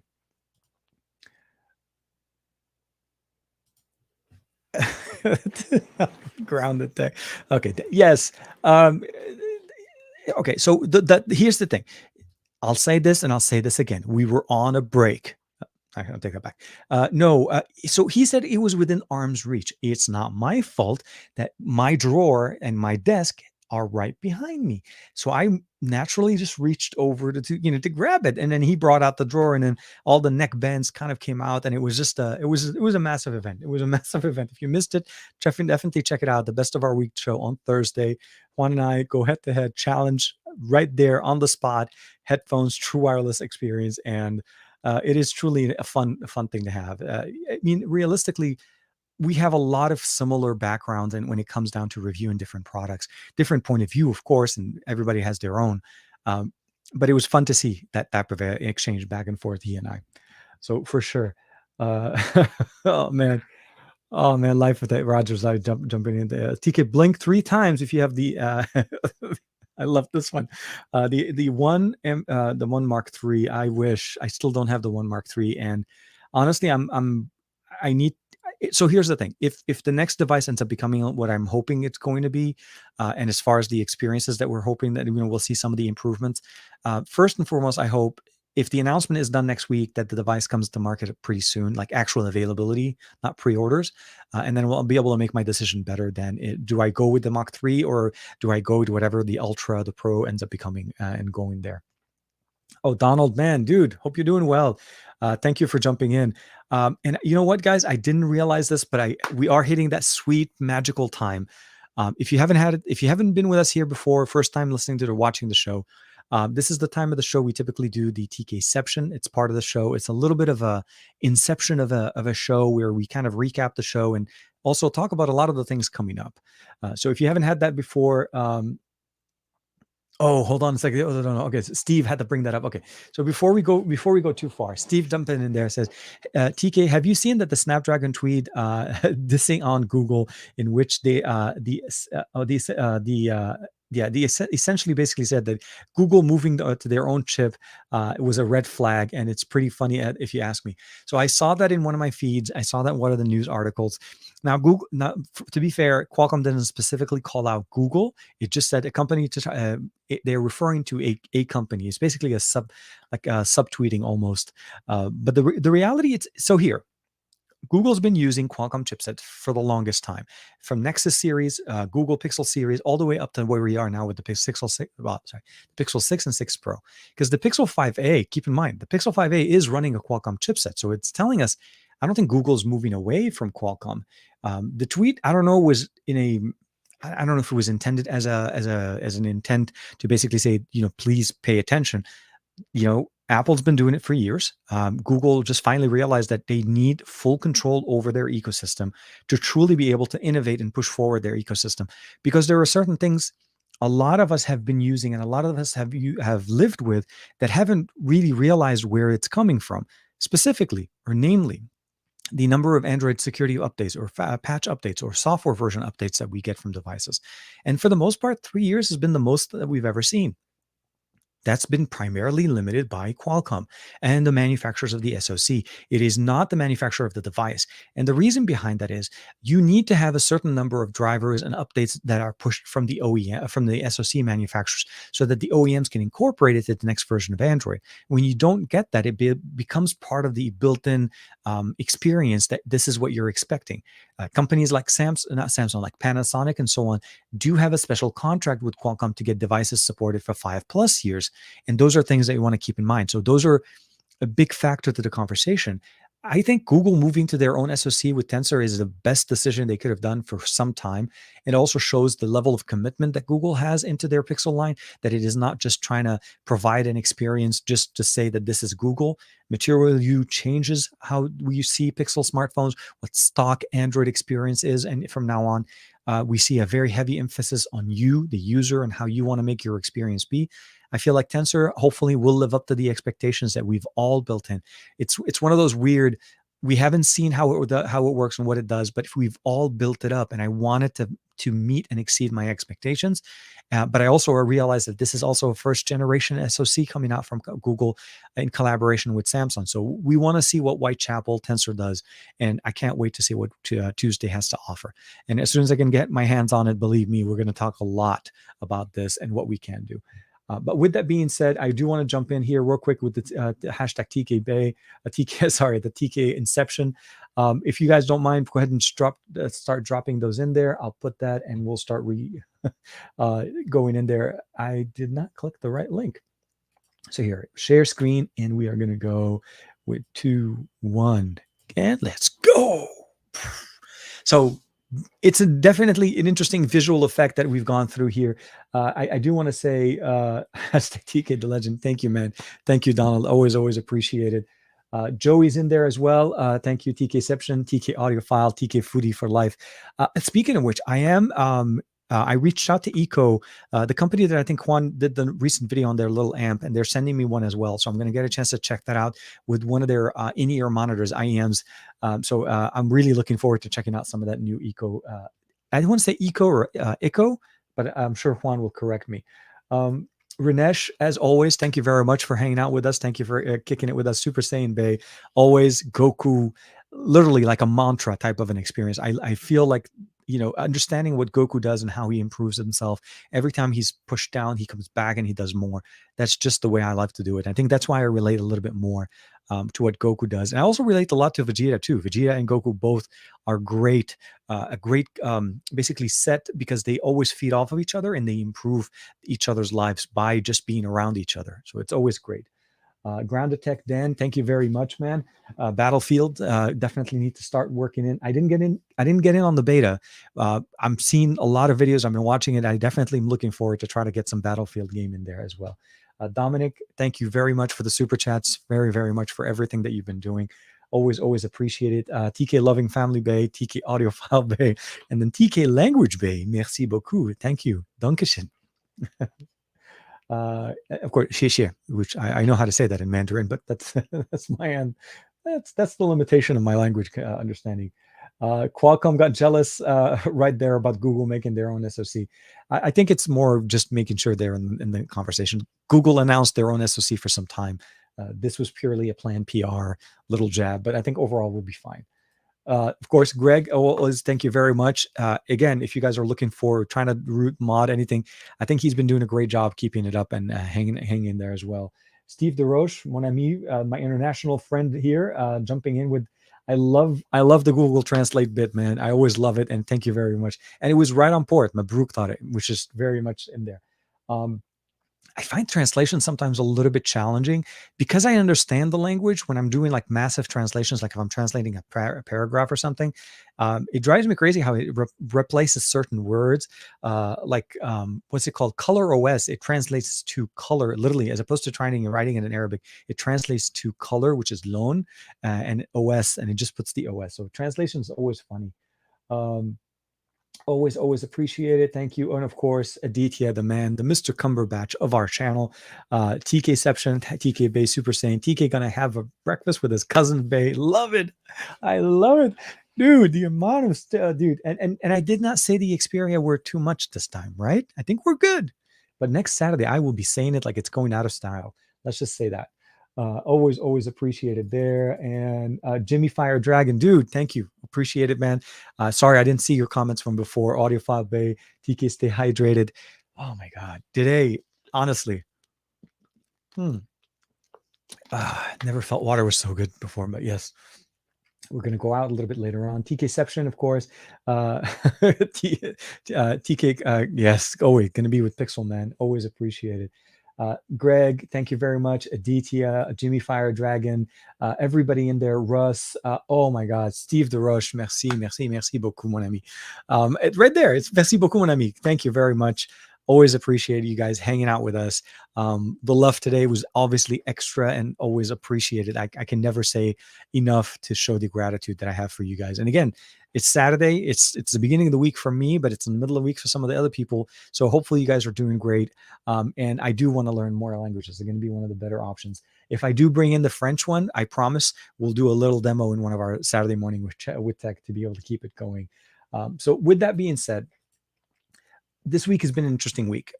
This morning's main, I was not going to say rant, but main conversation kind of took me down a rabbit hole of Android versus iOS, Google Pixel Watch versus Apple Watch, and so on. We need to look at it from a real perspective. It's not about the tech. It's not about who makes the tech and what the tech is better than and all of that. At the end of the day, it is truly about you, the user of the tech, and what you decide to do with your money. We've got to the point now that realistically, hardware devices, flagship devices are a certain breed of devices that I feel like exist for the sake of flexing to a certain point. 90% of what are functional things that we do on a daily basis outside of certain experiences can be managed with mid-range processors. So the reality of the matter is we have surpassed the hardware requirement of what we need, meaning a mid-range processor can do way more and as much as you need that a flagship device does and saves you a lot more money. What I wanted to kind of start off the conversation saying that iOS versus Android does not matter or is not important, but you are. It's because of what you do. If you're an Android user and you are upgrading to the next phone, don't judge that phone. Or if you maybe make a selection, you want to go for a Find X device, you want to go to an Asus device, or even go to let's say a TCL to 20 Pro.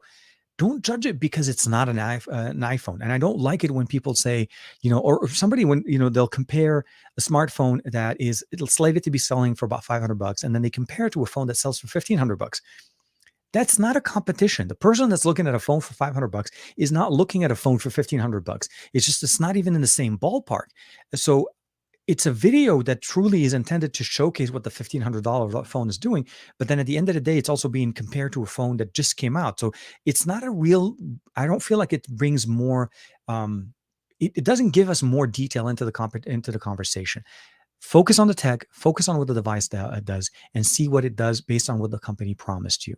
Is it Android? Is it iOS? Is it Tizen? Is it RTOS? Is it obviously with Amazfit and so on?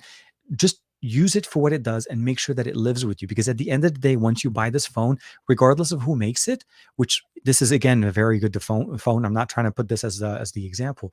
That honestly becomes secondary. Because all you care about when you're using it day in and day out, does it do what you need? It doesn't matter if the iPhone does it better. That's not part of the conversation. So make your decisions, move with that, and then go forward with that and make sure that you do what you feel like is right for you. Be it Android, be it iOS, be it whatever ecosystem, it needs to meet your expectations. So you are the most important part of this conversation. And the other parts that we're talking about by comparison and looking at them are really there to make your life better, not you making their life better. So definitely, I always want to make sure to say that there as well. Oh my God, Roger, dude, I appreciate it. Always appreciate it. Thank you very much. Very much, definitely. And I appreciate it. I hope you guys have a good, amazing rest of the weekend. You guys have obviously just taken it up to the next level and even more.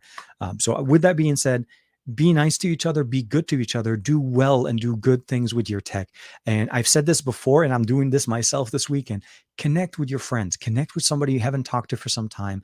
I promise you that they will be very happy to hear from you, and it could bring back so many good memories. And of course, it helps us stay connected in this massive world of which is getting smaller by the day. And I'll say this because tech is just making it smaller.